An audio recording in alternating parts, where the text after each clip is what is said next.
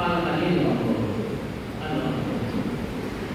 Sa simula ng pagbulan sa iyong pagkakalaga, sinabi ko at tatlong pagkilala kung sino ka o ano ka at para saan ka. At pinapakinggan kung saan pinag ito pag-report kay Father Jerry na siya ay ama, na siya ay pastor, na siya ay guro. Ang sinumang namamahala, ang sinumang namumuno ay ama, siya ay pastor, siya ay guro. Mga kapatid ko na, tayo na kay ama. Mga kapatid, ano nais mo sa iyong ama? Ano ang natatanging-tatamihan ng isang ama? Di ba sa isang ama, nais palagi natin nakikita, palagi natin nakikinig, gusto natin nakakasama, nakahawakan. And that is presence. Alam ka natin mo. Alam ka natin mo.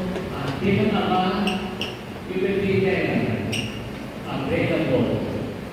You will be there, present. And that is the reason sa ordination, sa profession, na natin sinasabi ay, I am present. Here I am. Present. Not only present, but we should also be listening. And we should also be present.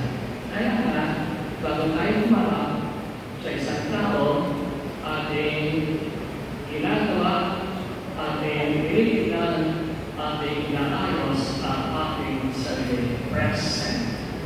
At hindi ba yan isang ama na kung saan ay kapag nakita natin, tayo ay na kung saan maayos sa ating kilos, tayo maingat sa ating pagsasalita, tayo na si nanay, tayo na si tatay. Anong ating ginagawa? Tayo ay na kung saan ay maingat sa pagsasalita, maingat sa pagkilos, maayos tayo sa ating pananamit, sa ating pagkikiharap. Presence.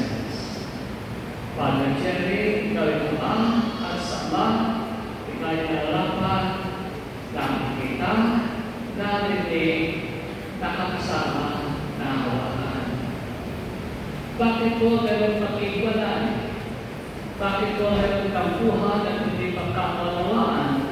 Sapagkat naroon ang paliniksi